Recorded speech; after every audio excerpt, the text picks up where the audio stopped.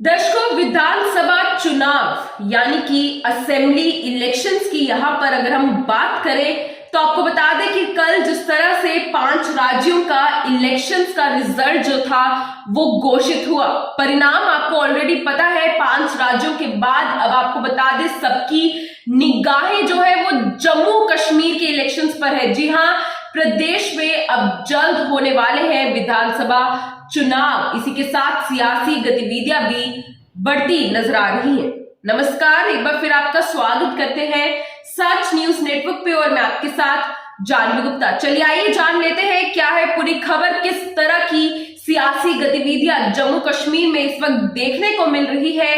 पूरी खबर सुनने के लिए ये वीडियो जो है वो एंड तक जरूर देखें, साथ ही साथ आगे भी शेयर करें और लाइक एंड कमेंट भी आप कर सकते हैं।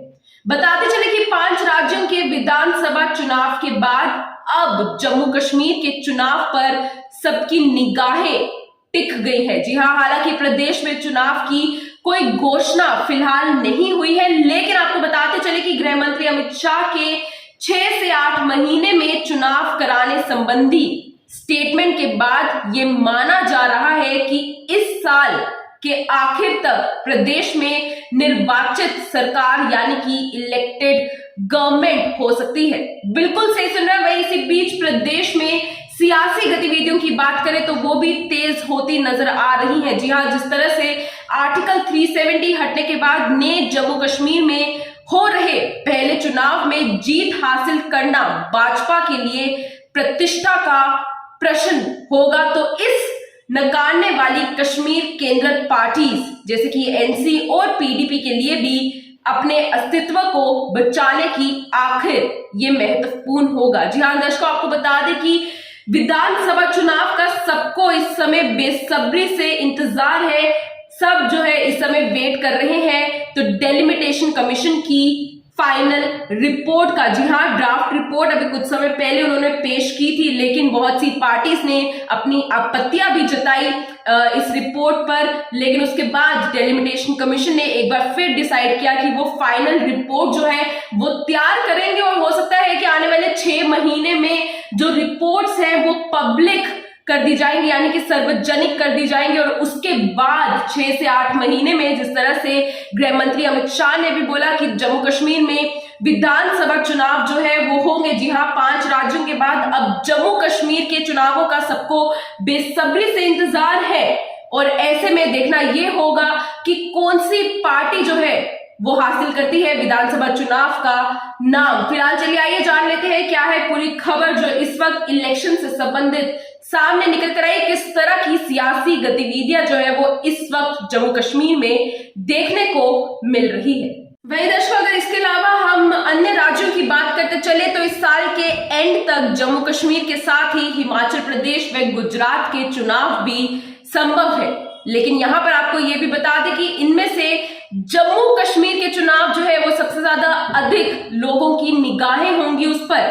कारण ये कि आर्टिकल 370 को भाजपा ने पूरे देश में बुनाया है और वे इसे विकास के रास्ते में बाधक बताते हुए आतंक का जनक भी बता रही है। दूसरी ओर आपको बता दें कि भ्रष्टाचार की जड़ और आम लोगों की तरक्की के बजाय 3 परिवारों तक सत्ता का सुख पहुंचाने में 370 को सहायक कहती रही और अन्य राज्य जैसे कि पश्चिम बंगाल से लेकर उत्तर प्रदेश तक, वहीं अगर हम उत्तराखंड की बात करें समेत अन्य राज्यों की यहां पर बात करते चले तो 2019 के बाद हुए चुनावों में भाजपा ने 370 का मुद्दा बनाया और वहीं जम्मू कश्मीर में हुए डीडीसी चुनाव भी इसी मुद्दे पर गुपकार अलायंस ने लड़े। जी हां दर्शकों, इस गठबंधन यानी कि इस अलायंस में कश्मीर केंद्रित एनसी व पीडीपी प्रमुख रूप से शामिल है और इस चुनाव में आपको बता दें कि भाजपा ने सबसे अधिक सीटें जो थी वो जीती। डीडीसी इलेक्शंस की बात करें और जहां तक बात है गुपकार अलायंस की तो उन्होंने खुले आम आर्टिकल 370 हटाने के खिलाफ वोट मांगे। तो ये थी जिस तरह की सियासी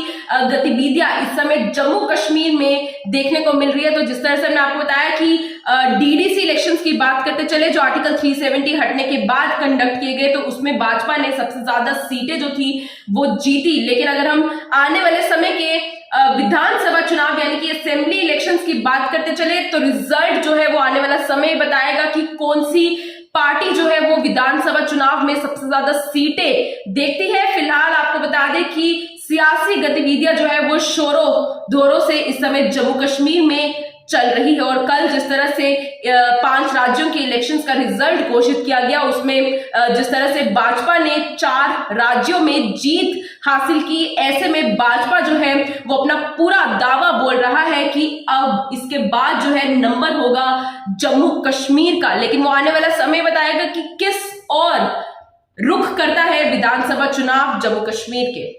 दर्शकों, इन सब के बीच आपको यह भी बता दें कि सेंट्रल यूनिवर्सिटी जम्मू के डॉक्टर बच्चा बाबू का ये कहना रहा कि अब आने वाले दिनों में जम्मू कश्मीर का चुनाव केंद्र बिंदु में होगा, क्योंकि पक्ष और विपक्ष दोनों ही 370 को ही मुद्दा बनाकर तस्वीर पेश करेंगे। जी हां दर्शकों, देश दुनिया की निगाहें इसलिए होंगी जम्मू कश्मीर के चुनाव पर कि आखिरकार यहां की जनता 370 को लेकर क्या सोचती है। बड़ा सवाल ये कि क्या ये यहाँ की तस्वीर बदलने में सहायक है या फिर लोग पुरानी व्यवस्था ही चाहते हैं, और इसका निर्धारण आपको क्लियर कर दे कि आने वाले चुनाव परिणामों से ही होगा, यानी कि चुनाव के रिजल्ट से ही पता चलेगा।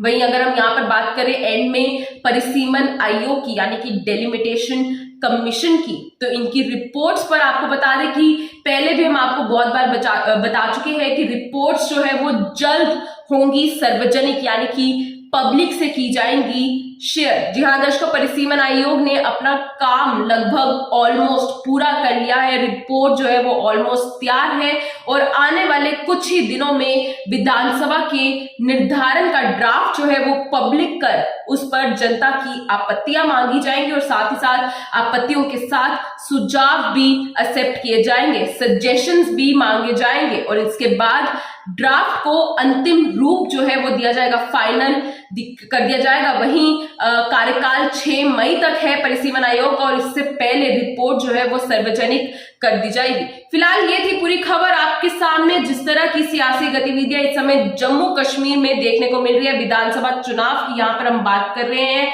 अब आप कह सकते हैं कि वेट खत्म होने वाला है, क्योंकि जल्द ही आने वाले कुछ महीनों में जम्मू कश्मीर का नंबर लगने वाला है। जम्मू कश्मीर में भी असेंबली इलेक्शंस देखने को मिलेंगे। फिलहाल ये आने वाला समय बताएगा कि कौन सी पार्टी के नाम होते हैं विधानसभा चुनाव, लेकिन तब तक के लिए दीजिए इजाजत। ये थी पूरी खबर। आप अपने रिव्यूज हमें कमेंट सेक्शन में जरूर बता सकते हैं, अपने विचार हम तक जरूर शेयर करें कि आप क्या सोचते हैं विधानसभा चुनाव पर। ऐसे में आपको बता दें कि फिलहाल बस इतना ही, दीजिए इजाजत, जय हिंद।